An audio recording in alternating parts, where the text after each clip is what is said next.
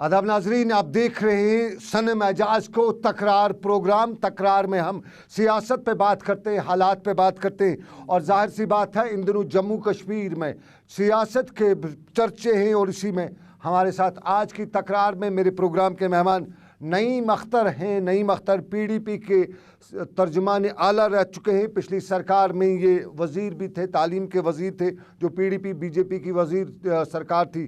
और इन दिनों सियासत में नईम अख्तर और नईम अख्तर के साथ साथ दूसरे कई मुद्दे सरफरस्त बोल रहे हैं। और आज नईम साहब मेरे प्रोग्राम के मेहमान। नईम साहब, खुश आमदीद आपका हमारे आज के प्रोग्राम में। शुक्रिया, मुझे तो तकरार करना आता ही नहीं है। नईम साहब, आज आपसे तकरार ज़रूरी होगी। आप करें, मैं नहीं करूँगा। चलिए, आप नहीं करिएगा, लेकिन सवाल मुद्दे ऐसे हैं जिन पे तकरार ज़रूरी है।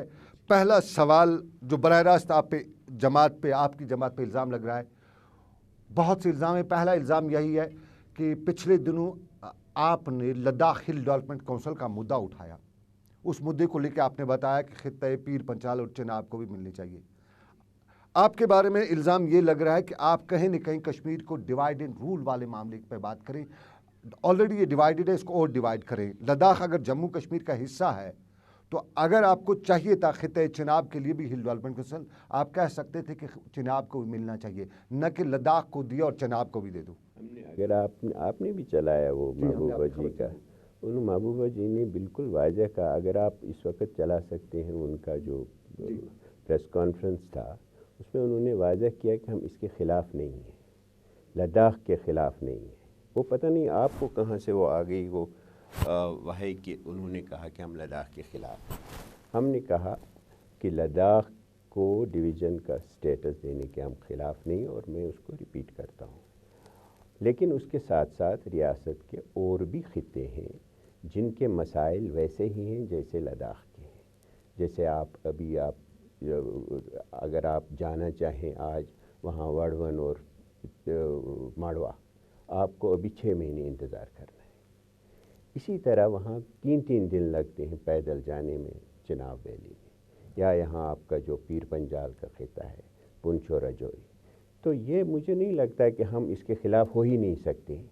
आपको पता है जब 2002 में हुकूमत संभाली तो सबसे पहले लद्दाख हिल डेवलपमेंट काउंसिल को मुफ्ती साहब ने इतने पावर्स दिए कि चीफ़ मिनिस्टर को भी इतने पावर्स नहीं है। वो उससे बड़े प्रोजेक्ट खुद कर सकते हैं जो यहाँ चीफ़ मिनिस्टर का इख्तियार है। और उसके अलावा करगिल का हिल डेवलपमेंट काउंसिल बन गया और दोनों को इतना खुद मुख्तार बनाए कि उस वक्त लोग घबरा गए कि शायद स्टेट के हिस्से बखरे हो रहे हैं, लेकिन इससे नहीं होते, एम्पावरमेंट से नहीं होते। तो वही हमने कहा कि हमने पहले भी इन खित्तों के लिए काम किया है, आज भी हम इन खित्तों के लिए काम करते हैं। हमने कहा कि गवर्नर साहब अगर ये फ़ैसला आज करते हैं तो इससे मसले उलझ जाएंगे, क्योंकि ये रखना चाहिए था आइडियली एक मुंतखब सरकार के लिए। ये लगता है कि कोई वो चोर दरवाजे से हो रहा है। इसलिए हमने कहा कि अगर आप लद्दाख को कर रहे हैं तो मेहरबानी करके गवर्नर साहब आप पीर पंजाल और चिनाब वैली का भी ख्याल रखें और वहाँ भी आप इसी तरह का इंतज़ाम करें। क्योंकि आपको पता है ये जो पीर पंजाल का इलाका ख़ास तौर है, कितना इसमें हमारा फोकस रहा है मुफ्ती साहब का, महबूबा जी का। और जितना ये जो आपका मुग़ल रोड है, जो आपका ये बाबा ग़ुलाम शाह यूनिवर्सिटी है, कितने कॉलेज खुल गए, कितने स्कूल खुल गए। और इतना एम्पावरमेंट मुझे नहीं लगता कि पिछले 70 साल में किसी गवर्नमेंट ने नहीं दिया जितना पीडीपी की गवर्नमेंट में दिया। हालांकि हम दोनों दफ़ा एक बाइख्तियार इस सूरत में नहीं थे कि हमारे पास कोई बड़ी मेजॉरिटी थी। जिनके पास मेजॉरिटी थी उन दिनों नहीं हुआ, लेकिन हमारे साथ जब भी हम हुकूमत में थे तो इन खितों का ख़ास ख्याल रखा। जो आपने मुद्दा कल उठाया नईम साहब, ये आप सरकार अगर ठीक है आपको खित्ते पीर पंजाब को हिल डेवलपमेंट काउंसिल देना था, चिनाब को देना था, बिल्कुल कोई इतराज़ नहीं है। जब आप सरकार में थे तब नहीं दिया, तब आपने बात नहीं की। क्योंकि आज ये बात उठी, आप एक जगह को दे रहे हैं तो एक इम्तियाज़ लग रहा है कि आप देखिए, अभी किसी ने कहा कि एक कम्यूनल डिमांड है। डिमांड तो वही कम्यूनल की आपने की, वही लद्दाख में क्या है पॉपुलेशन प्रोपोर्शन रेशो, यही है ना, 52% मुसलमान, 48% اور پیر پنجال میں کیا ہے؟ یہی ہے، لگ بھگ یہی ہے، 2% 3% اتنا فرق ہے. اور آپ کا پونچھ ریجوری میں کیا ہے؟ دونوں مکسڈ پاپولیشن ہے. یہ تو ہماری اسٹیٹ کی شان ہے یہ علاقے کہ کم از کم ان علاقوں میں ابھی ہر قسم کے لوگ ہیں. میں کشمیر کی طرح اب ایک ہی رنگ نہیں ہو گیا ہے. یہ تو ہماری شان ہے، اور ان کو پرزرو کرنے کے لیے، ان کا کلچر پرزرو کرنے کے لیے، ان کو ڈیولپمنٹ کی ریس میں کشمیر کے ساتھ جموں کا جو دوسرا میدانی علاقہ ہے ان کے ساتھ لانے کے لیے آپ کو کچھ اسپیشل آگے والے چناؤ ہو رہے تو ہم نے تھوڑی یہ کیا، یہ تو آپ نے کیا نا فیصلہ. گورنر ایڈمنسٹریشن کی طرف سے آ گیا 2-3 بار اخباروں میں کہ ہم یہ کر رہے ہیں، SSC میں آتا ہے. ایز اے پولیٹیکل پارٹی ہمیں اس کو ریئیکٹ کرنا تھا. ہم ریئیکٹ نہیں کرتے. ہم کہتے ہیں لداخ کو دے دیجئے، پیر پنجال کو دے دیجئے، اور آپ جو ہمارا چناب کو دے دیجئے. نعیم صاحب، اسی مدعے پہ آپ نے گورنر کی جس طرح بات کی، گورنر صاحب بیانات دے رہے ہیں اور سب سے بڑا انہوں نے تیکھا الزام جو لگایا ہے کرپشن کا. PDP پر براہ راست سوال اٹھ رہے ہیں کیونکہ PDP کے دور اقتدار میں لوگ کہتے ہیں، سیاسی تجزیہ نگار کہتے ہیں کہ کرپشن میرے سامنے تو آپ کہہ رہے ہیں، مجھے اور کسی نے بھی نہیں یہ کہا کہ گورنر صاحب نے PDP کا نام لیا. PDP کا نام نہیں، تو اس لیے اگر آپ مجھے گورنر صاحب کی اس کے سوال کا جواب، ان کے الزام کا، ان کی رائے کا اس کے متعلق مجھے پوچھ رہے ہیں تو اسی پہ رہیے آپ. اب جب آپ کو اپنا سوال پوچھنا ہوگا تو اس میں گورنر صاحب کو نہیں. میں گورنر صاحب کو نہیں، گورنر صاحب کے سوال کا آپ بتائیے. گورنر صاحب کو مجھے لگتا ہے کہ وہ ایک بہت اچھے آدمی ہیں اور بہت حلیم الطبع آدمی ہیں اور ایکسیسیبل ہیں. لوگ ان کے پاس آتے جاتے رہتے ہیں، اس لیے ان کے پاس ہر قسم کی خبر آتی ہے. مگر مجھے لگتا ہے کہ وہ ان باتوں سے، اس میں کچھ گاسپ بھی ہوتا ہے، تو اس سے وہ ایک دم امپریس ہوتے ہیں. کیونکہ بیسیکلی جو اچھا آدمی ہوگا وہ تھوڑا دل کا نرم ہوتا ہے. وہ سنتا ہے مجھ سے ایک بات، کسی افسر سے دوسری بات، کسی تیسرے بات، تو انہوں نے کہہ دیا ہے جہانگیر کی طرح رہتے ہیں. کون جہانگیر کی طرح رہتا ہے؟ میں گورنر صاحب سے مؤدبانہ ایک گزارش کرتا ہوں، بہت ادب کے ساتھ. اگر وہ یہ دیکھیں گے پروگرام، جموں کشمیر کے میں کرپشن ہر جگہ ہے. ہمارے ملک میں ہے، ہر اسٹیٹ میں ہے، ہماری ریاست میں ہے، یہاں بھی ہے، کشمیر میں ہے، جموں میں ہے، ہر جگہ ہے. لیکن وہ جو یہ نام لے کے کہتے ہیں کہ کشمیر میں ایسا ہو رہا ہے، کشمیر میں ایسا ہو رہا ہے، وہ میرے خیال میں ایک زیادتی ہے. کیوں؟ مجھے اس میں تھوڑا وستار سے بات کرنے دیجیے. آپ کو یہ چیز دیکھنا ہوگی کہ اس ملک میں کتنے چیف منسٹر ابھی جیل میں گئے ہیں کرپشن کے چارج میں. بہار کے ہیں، ہریانہ کے ہیں، چھتیس گڑھ کے ہیں. کتنے وزیروں کے خلاف اتنے گئے، وہ ڈی راجا گیا، کوئی اسکیم وہ اسکیم وہ اسکیم. اس کے مقابلے میں آپ کشمیر کو سنگل آؤٹ کرتے ہیں کہ کشمیر میں یہی ایک پرابلم ہے، کرپشن ہی پرابلم ہے اور کچھ نہیں ہے. اگر یہاں اور کوئی پرابلم نہیں ہے تو بہار میں وہاں کیوں نہیں ملٹنسی ہو گئی؟ وہاں کیوں نہیں اس کو پولیٹیکل پرابلم ہوگی؟ میں سمجھانے کی کوشش کروں گا، اور آپ کے قارئین، آپ کے ناظرین کو بھی. اور مجھے لگتا ہے گورنر صاحب جب سنیں گے تو وہ بھی اس سے متفق ہوں گے. جموں کشمیر میں کرپشن کو ایک پولیٹیکل ٹول کی طرح استعمال کیا گیا ہے، ایک سیاسی ہتھیار کے طور. یہ کرپشن ہم پہ مسلط کیا گیا ہے اور اب بھی کیا جا رہا ہے. کیسے؟ 1953 میں جب شیخ صاحب کی حکومت تھی تو کہتے ہیں وہ سب سے جو ابھی تک کوئی آئیڈیل حکومت ہونی چاہیے کرپشن کے لحاظ سے، ایمانداری کے لحاظ سے، شیخ صاحب خود ابو بورڈ تھے، ان کی پارٹی ابو بورڈ تھی. کوئی وہ ایک وزیر کے ساتھ کہتے ہیں وہ ٹائم پیس پہ الارم کلاک ہوتا تھا ان دنوں دفتر میں، اس پہ جھگڑا ہو گیا تو اسی سے وہ آگ بڑھ گئی. لیکن آپ نے شیخ صاحب کو تہ کر کے لگا دیا، کیونکہ شیخ صاحب کہہ رہے تھے کشمیریوں کو کوئی کمپرومائز نہیں کرو، اپنی عادتیں بدلو، مفت کا کھانا نہیں کھاؤ، محنت کر کے آلو بناؤ اور کھاؤ۔ تو گورنمنٹ آف انڈیا نے کہا یہ تو خطرناک آدمی ہے، اس کو تو جیل بھیجنا چاہیے اور اس کی جگہ ہمیں بتبب کو لانا چاہیے۔ تو آپ نے ایک قوم کو پورا ایک کرپٹ کرنے کی کوشش کی، ایک سسٹم کو کرپٹ کرنے کی۔ سگریٹ کی ڈبی پہ آپ لکھ دیں کوئی، آپ باقی ہندوستان میں تو آپ بنا رہے ہیں، وہاں اپنی سسٹمز بنائے، وہاں اپنی جمہوریت کی داغ بیل رکھی، وہاں اپنے الیکشنز کروائے۔ کشمیر میں نہ الیکشن کروایا نہ کچھ کروایا، آپ نے کہا کشمیریوں کو کھانا دے دو، مفت کا راشن دے دو اور ان کو کرپٹ کرو، لیکن وہ بات بھی نہیں چلی۔ 1964 میں پھر یہی کشمیری جس نے 11 سال آپ نے جس کو دیا تھا اپنے زوم میں کرپٹ کیا تھا، وہ اٹھ گیا، بفر گیا اور آج تک آپ کا ہاتھ میں نہیں آ رہا ہے۔ آج آپ دیکھیں صنم صاحب مجھ سے سوال پوچھ رہے ہیں، یہ سوال آپ نے کبھی نہیں کہا۔ آپ نے کوئی انویسٹیگیشن کیا کہ یہ جو ابھی آپ نے الیکشن کیا یہاں کشمیر میں اربن لوکل باڈیز میں یا پنچایت میں، کون لوگ جا رہے تھے کہ آپ فارم بھرو میں 5,000 روپے دیتا ہوں، آپ فارم بھرو میں 50,000 روپے دیتا ہوں؟ وہ کرپشن نہیں ہے؟ جب آپ کی ناک کے نیچے یہ باتیں ہو رہی ہوں، آپ گراس روٹس پہ کرپشن کا بیج بو رہے ہیں، تو درخت کیا ہوگا؟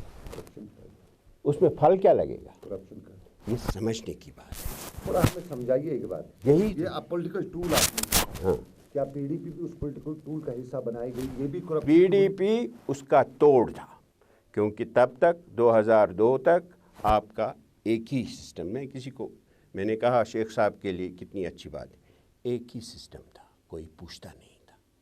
پی ڈی پی بن گیا ایک انسٹرومنٹ آف ایمپاورمنٹ۔ 2002 تک آپ کا جو بھی ہوتا رہا آپ کو پتہ ہی نہیں ہوتا تھا۔ آپ کو پتہ تھا کون 2002 تک آپ کا یہ ایم ایل اے ہے، اس کا سی ڈی ایف کیا ہے، وہ کہاں ہے؟ آپ نے جو بھی فیصلے کیے چاہے وہ کسی بھی تعلق سے ہوں، میں اکھاڑنا نہیں چاہتا ہوں، میں اکھاڑنا چاہوں، میں تھوڑا سنیے، آپ کو پتہ ہے تب تک 2002 تک کتنی بار کوشش کی گئی اور کامیاب کوشش کی گئی۔ یہاں سے لکھا ڈپٹی سیکرٹری نے، دلی میں اپروول ہو گیا پریزیڈنٹ صاحب کا اور آپ کا یہ جو آٹونومی تھی ختم ہو گئی۔ کسی کو پتہ چلا؟ تب تک کیوں نہیں چلا؟ کیونکہ آپ کا 2 پارٹی سسٹم نہیں تھا۔ 2002 کے بعد ہم جواب دہ ہو گئے، ہم سے غلطیاں ہو گئی، نیشنل کانفرنس سے غلطیاں ہو گئی، لیکن جواب دہ ہیں۔ آج وہ ڈر رہے ہیں کہ کہیں پی ڈی پی ہمیں کھا جائے گا اگر ہم نے کوئی سودا بازی کی، ہم ڈر رہے ہیں کہ نیشنل کانفرنس کھا جائے گا اگر ہم نے کوئی سودا بازی کی۔ آج دفعہ یہ 35 سے کیوں اتنا بڑا مدعا بن گیا؟ اگر ایک ہی پارٹی ہوتی تو یہ مدعا بنتا؟ آپ کو تو پتہ ہی نہیں لگتا۔ جو آپ نے 1975 میں ایک چوری چھپے ایک کرائی، گورنمنٹ آف انڈیا نے ایک امینڈمنٹ کیا، آپ صدر ریاست اور وزیر اعظم کا نام چینج نہیں کر سکتے ہیں۔ وہ آپ کے کانسٹیٹیوشن میں آپ صدر جمہوریہ کی اجازت کے بغیر وہ نہیں کر سکتے۔ آپ کو پتہ ہے؟ آپ تو اتنے باخبر ہیں۔ تو یہ پی ڈی پی کے آنے سے جو ہوا ایک کمپٹیشن ہو گیا، اور آج جب ابھی آپ نے دیکھا، اگر ایک ہی پارٹی تھی ہماری نیشنل کانفرنس کی، تو انہوں نے اتنا بڑا فیصلہ لے لیا آٹونومی کو بحال کرنے کا، ٹھیک ہے؟ ایک اسمبلی نے ایک متفقہ رائے سے لیا، بہت اچھا یہ تھا، لیکن مانا گورنمنٹ آف انڈیا نے کوئی ایسے سنیے اثر ہو گیا کوئی؟ کیوں؟ آج آپ نے محبوبہ جی نے اور عمر عبداللہ صاحب نے ہاتھ ملایا، 2 پارٹیوں نے، کانگریس اس کے ساتھ، کہیں خبر پہنچی کہ نہیں؟ آج کیوں ہو گیا؟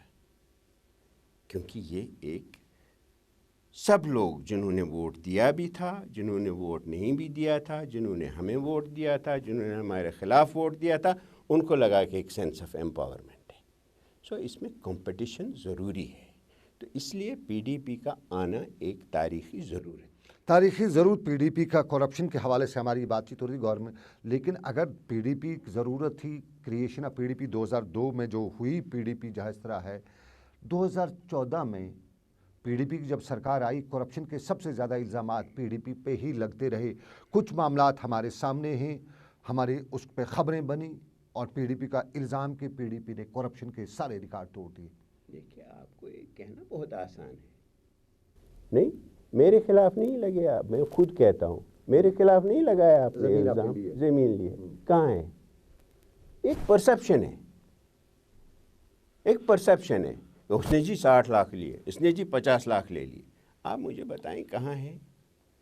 हो सकता है, मैं नहीं कहता हूँ हमारी जमात फरिश्तों की जमात नहीं है, कोई भी जमात फरिश्तों की जमात नहीं है, कोई भी जमात नहीं है, लेकिन मैं कहता हूँ कि इस नाम पे आप अगर कश्मीर को, पूरे कश्मीर को बदनाम कर रहे हैं कि कोई शख्स, सनम खान कहाँ से पैसा, आपके पास मकान नहीं है, अच्छा खासा मकान है, कालीन भी होगा कोई, तो आजकल वही एक्रेलिक वगैरह, पता नहीं गवर्नर साहब को किसने कहा ये जो ये कश्मीरी कालीन होते हैं हमारे, ये तो वहाँ से आते हैं, मिल से बने हुए, वो पता वो भी खुद काम हुकूमत मनासा, तो उन्होंने कहा करोड़ करोड़ रुपए के कालीन लगे होते हैं, 15-15 कमरे। मेरे पास तो कोई, मेरे पास, मैं भी एक कमिश्नर रहा हूँ, मैं मिनिस्टर रहा हूँ, लेकिन मेरे पास तो 2.5 कमरे का मकान है 10 मरले में। तो इससे जब आप एक गवर्नर साहब is like a father figure है ना, वो बड़े बुज़ुर्ग होते हैं, उनकी उम्र जितनी भी हो, लेकिन जब वो लगता है कि वो किसी अपने ही लोगों के मुतालिक कोई ऐसी राय बनाते हैं और फिर रोज़ कहते हैं, तो मुझे लगता है कि वो उनकी ज़ाती, जो मुझे ज़ाती तौर पे उनको बहुत उनकी शफ़क़त है और उन पे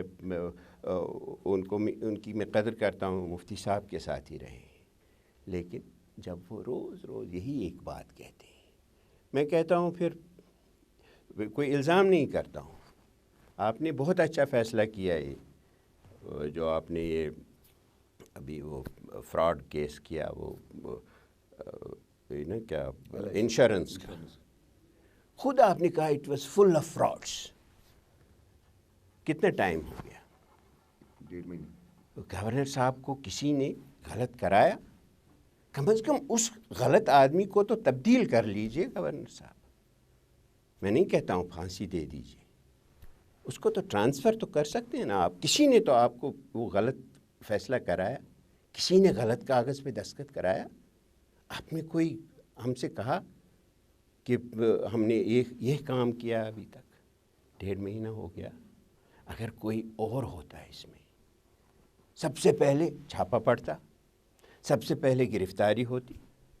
नईम अख्तर के ख़िलाफ़ अगर है तो सबसे पहले तो ये, फिर बाद में क्या होता है, क्या मैं अदालत में 10 बार जाऊं, 15 साल लड़ूं, उसके बाद डी राजा की तरह सब आज़ाद हो जाएंगे, दूसरी की तरफ आज़ाद हो जाए, एक्विट हो जाएंगे। लेकिन आपने तो किया होगा अगर मैं होता। इसलिए हम तवक्का करते हैं कि ऐसे केस, और अभी जो आए हैं यहाँ आपके, मैं कहता हूँ इतने केसेस आए हैं जो अखबारों में आए हैं। किसी के पास बंद है आपका ये करोड़ों रुपए का जो टैक्स उन्होंने लिया है, टैक्स जो उन्होंने कलेक्ट किया है लोगों से, सारिफीन से, वो नहीं दिया है। नईम साहब, हमारे वक्त हो चला, एक छोटा एक ब्रेक लेते हैं हम। ब्रेक के बाद हम मिलते हैं। नईम अख्तर आज के तकरार में हमारे खास मेहमान। हम ब्रेक लेंगे, ब्रेक के बाद वापस मिलेंगे। एक छोटा सा तजारती वक्फा और ब्रेक के बाद वापस। सिमटेक नंबर 1 है, इसे जो ले जाए बार बार मंगाए। सिमटेक सीमेंट, हो सिमटेक सीमेंट, तोड़ने से भी न टूटे इसका जोड़, रिश्तों की मजबूत इमारत सिमटेक सीमेंट। सख्त सर्दी में काम जारी रखने के लिए सिमटेक सीमेंट आपके लिए पेश करता है 53 ग्रेड OPC सीमेंट, जो निहायती मुनासिब कीमत पर बाजार में दस्तयाब है। रिश्तों की मजबूत इमारत सिमटेक सीमेंट। जनूबी कश्मीर के बच्चों के लिए खुशखबरी, अब आपको अपने ही शहर में मयारी तालीम मिलेगी, क्योंकि आरपत क्लासेस अनंतनाग पहली बार लेकर आया है कोटा से हाईली एक्सपीरियंस्ड फैकल्टी। काउंसलिंग के लिए आज ही राबिता कायम करें और अपने बच्चों को रोशन मुस्तकबिल दें। हमारा पता है Arpat classes KP road Anantnag, cell 7051483684 7006323014। Arpat classes KP road Anantnag, जहां कोटा की हाईली एक्सपीरियंस्ड फैकल्टी जदीद तरीके से कोचिंग कराती है। हमारे यहाँ 10th foundation, 11th 12th medical, non medical, NEET और JEE की कोचिंग कराई जाती है। अपने बच्चों का मुस्तकबिल संवारें और आज ही दाखिला हासिल करें। हम हैं Arpat classes KP road Anantnag, cell 7051483684 7006323014। चलिए खैर मकदम आपका ब्रेक के बाद। और तकरार में नईम अख्तर मेरे आज के मेहमान। करप्शन की हमें बात की, लेकिन हम दूसरे मुद्दों पर बात करेंगे। सियासत इंपॉर्टेंट मुद्दा इन दिनों का करप्शन के हवाले से, और भी मुद्दे हैं, लेकिन पहले सियासत पे आना चाहेंगे। नईम साहब, करप्शन पे मैं एक बात कहूँगा सिर्फ आखिरी, कि जहाँ भी कोई रिपोर्ट हो, गवर्नर साहब को चाहिए कि इस वक्त कोई पॉलिटिकल इंटरफेरेंस नहीं है, खुदा के लिए उन पे एक्शन ले लीजिए, लोगों को जेल भेज दीजिए। जहाँ कहीं आपको इस बात का शाइबा भी हो, मैं तैयार हूँ अपना महासभा करने। अपनी वो जमीन के कागजात आप दिखाएंगे जिस तरह आपके बारे में कहा गया था। मैं तैयार हूँ। इसी तरह जो जिसके मुतालिक जिसके इल्जाम आया, आपने उसकी इंक्वायरी क्यों नहीं करवाई? जिस आदमी ने इल्जाम आप पे लगाया, आप पे तो बीजेपी एक सीनियर लीडर ने इल्जाम लगाया क्या कि नईम अख्तर ने जमीन खरीदी है, करप्शन किया है। मैंने तो अदालत में गया ना, मैं वहाँ तो कल दूसरा उधर तारीख है, दूसरी तारीख है कल। हाँ, मैं तो जाता हूँ रोज। नईम साहब आप उस पर जाते हैं, लेकिन अब दूसरे मुद्दे पे आएंगे। PDP में 4 MLA निकल गए हैं। कल दूसरे सीनियर लीडर भी आपके चले गए पार्टी छोड़ के। ये PDP में जिनसे भी बात हमने की जाने वाले से, उनका यहाँ कहना था कि यहाँ पे कुछ लोगों की अजारादारी है, और जो पार्टी का मंशूर है, पार्टी की जो ट्रैक है, उस पे चलने के बजाय यहाँ अजारादारी पे चला जाता है। वही वजह पार्टी के लोग निकल रहे हैं। ये पार्टी के अजारादारी के पिछले दिनों खबरें भी आई थी और कहा गया था कि उन लोगों को साइडलाइन किया गया है। 5 पीर का नाम लिया गया, 5 पीर कहें, 5 पापी कहें, या 5 उसे पीर कहें। कहने को जिसको जाना होता है वो कोई बहाना बनाता है, लेकिन एक पार्टी को छोड़ना, मुझे लगता है छोड़ने वाले के अपने किरदार पे एक होता है, एक तबसरा, एक कमेंट्री। अगर यही पार्टी इतनी ख़राब थी तो ये दूसरे दिन क्यों, जिस दिन आप सरकार से हटे, आप मिनिस्टर नहीं रहे, तो आपको क्यों हो गया ये बताएं आप। मेरे एक दोस्त हैं अजीज़, जिन्होंने बेड़ा उठाया, इसका मैं उनके ख़िलाफ़ नहीं, अजीज़ हैं मेरे। उनके वालिद मेरे बहुत मुहसिन थे, दोस्त थे, बहुत उनका ये रेस्पेक्ट है, एहतराम है। जिस दिन वो पार्टी में आ गए, उस दिन MLA बन गए, दूसरे दिन वज़ीर बन गए। सबसे अहम महकमे मेरे हिसाब से, और जिस दिन निकले हम भी पार्टी के मंशूर के खिलाफ हैं। तब तक नहीं उन जिनकी आप बात करें, आप इमरान रज़ा अंसारी की बात करें, मैं लेकिन मैं बताऊंगा कि Imran Raza Ansari from the day first party के खिलाफ दिखाई दे रहे थे। कई तरह उन्होंने खुल के, एक बार तो उन्होंने ओथ भी नहीं लिया। फिर क्यों लिया? कहा अगर नहीं लिया तो फिर क्यों लिया? मैं ताज़ा मिसाल दूंगा, मुजफ्फर हुसैन बेग ने लगभग पार्टी छोड़ दी थी, और उसके बाद बेग साहब की अलग बात है। बेग साहब को आप दूसरों के साथ नहीं, उसी तरह इमरान का भी कहना है कि मेरे पास भी फिर आ गया मामला। देखिए, बेग साहब का आप छोड़ दीजिए, बेग साहब PDP है। बेग साहब PDP का दूसरा नाम है, वो इसके फाउंडर हैं। कहते हैं वो जज्बात में कभी आके वो तो जो उन्होंने कहा कि सजाद साहब मेरे बेटे की तरह हैं, वो तो आज भी कहेंगे।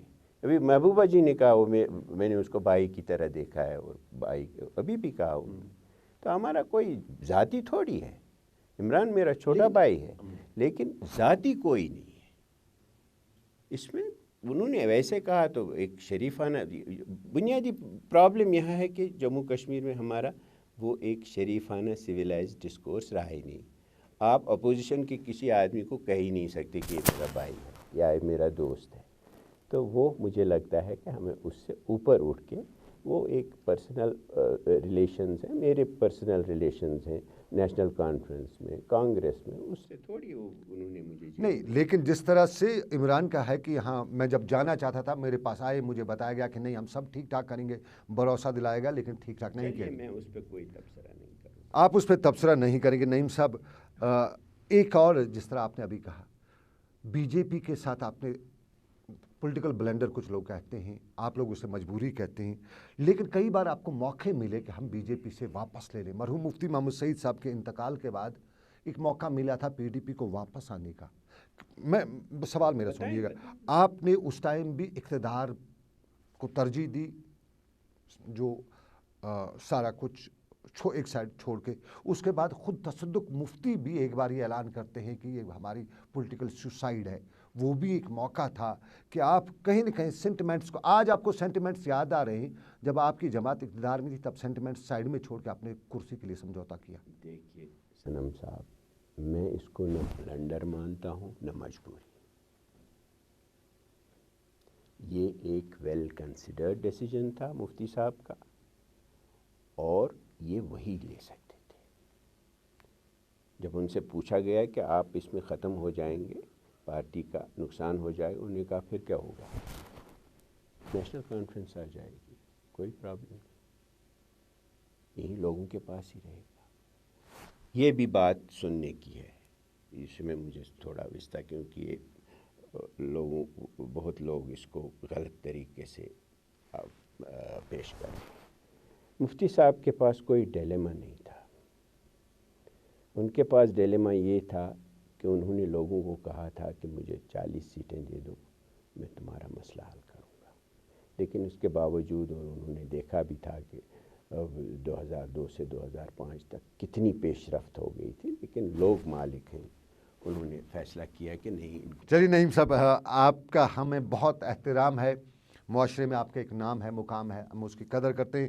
ہو سکتا ہے ہم سے کچھ گستاخیاں اس انٹرویو کے دوران ہم ان کے لیے معافی تو نہیں کہیں گے, کیونکہ ہم عوام کو ریپرزینٹ کرتے ہیں, ہم عوامی معاملات آپ کے سامنے رکھے, لیکن آپ ہمارے پروگرام میں آئے, تکرار میں آئے, بہت بہت شکریہ آج کے لیے, تھینک یو. تو آج کا تکرار یہیں پہ اختتام پذیر ہوا. چاہتا ہے رب کائنات سے رہی مرضی, پھر کریں گے آپ سے ملاقات. آپ رکھیے اپنا خیال. اللہ حافظ.